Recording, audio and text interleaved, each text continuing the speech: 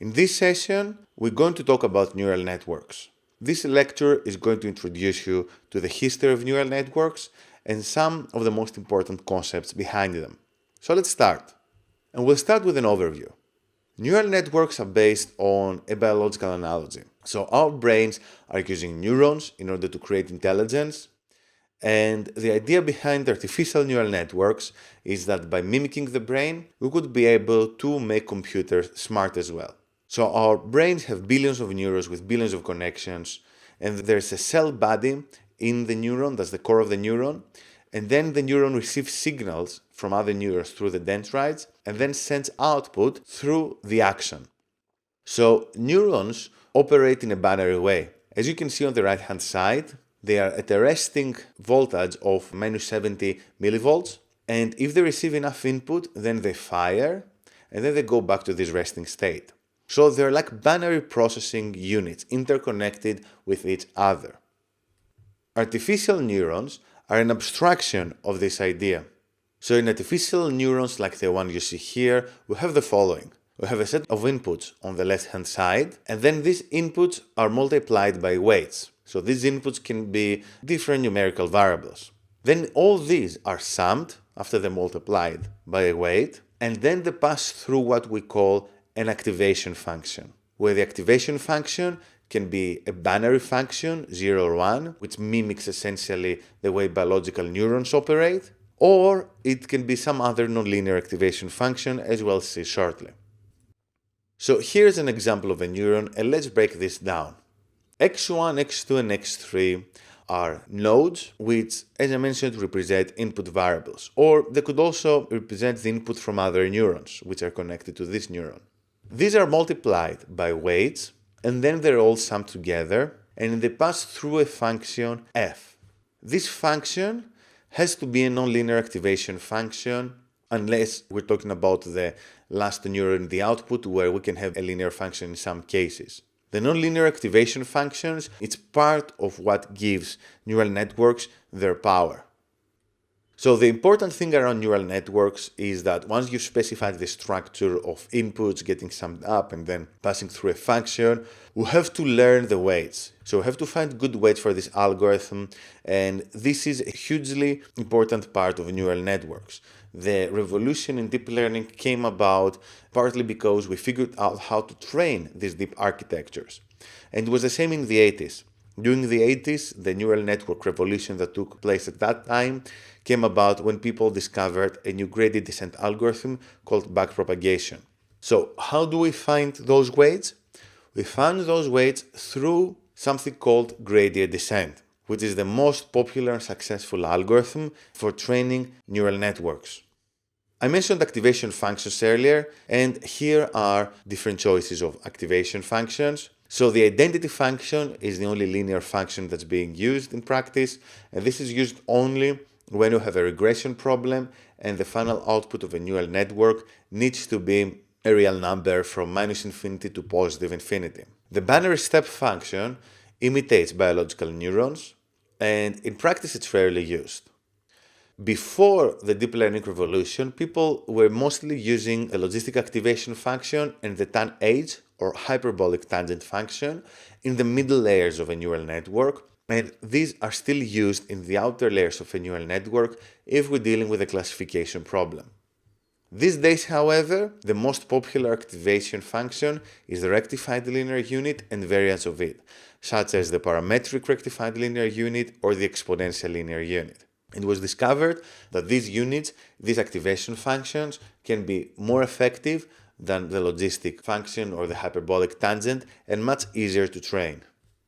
So here's a sum up of what we just discussed. When we have a regression task, in the final output we're using the identity function, and when we have a classification task, in the final output we're using the logistic or the soft plus softmax function. And in the middle layers, we used to use the logistic function and the hyperbolic tangent, but now we're using mainly rectified linear units. So how gradient descent works? What is gradient descent about? Imagine that we're trying to find the optimal solution for our neural network. And in this graph, W is the weight of a neural network. Let's say that we have a neural network that has a single weight. Okay, that's That's a very simplistic example, but it's going to help us prove the point. On the y-axis, J of W, we have the error, and we want to find the minimum of this error.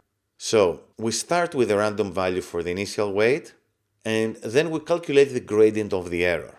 And we see in the gradient of the error here that if we go down the weight, if we reduce the weight, then we're also going to reduce the error. So this is the idea behind gradient descent. Calculate the weight and calculate the gradient of the weight with respect to the error, and then go down this surface in order to minimize the error. This is another example for two parameters. So in this case, we have, let's say, two neurons, and these two neurons started with some random value upon this mountain, which is red, because the error in this area is high. So we optimize and then we take small steps, and eventually we reach two configurations for these parameters, which are at their respective optima. Obviously, in real problems, we don't have one or two weights. We can have thousands and thousands of weights, which makes it impossible to visualize these kind of surfaces. That's why gradient descent algorithms might seem complicated at first glance, because they're trying to optimize over these very, very complicated surfaces. However, the main gradient descent idea is pretty simple, as you just saw. So in the 80s, there's this revolution that happened around neural network training, which was the backpropagation algorithm. So they hadn't figured out how to train neural networks that had one or two hidden layers. However, neural networks without hidden layers, they could not solve nonlinear problems. At some point, they realized that there's an algorithm to do that, which they called backpropagation. And this algorithm works as follows. First, it does what is called a forward pass. So a forward pass is a pass from the inputs to the outputs. And as you can see here, we have the input, then this gets multiplied by a weight, and then this gets multiplied by another weight in the hidden layer, and we get an output.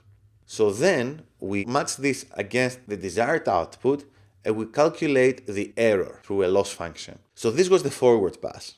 Once we go through this forward pass, then we need to go through what is called the backward pass. So in the backward pass, we have calculated the derivative of the error with respect to those weights here, and we take a step, like we saw earlier, in order to optimize those weights.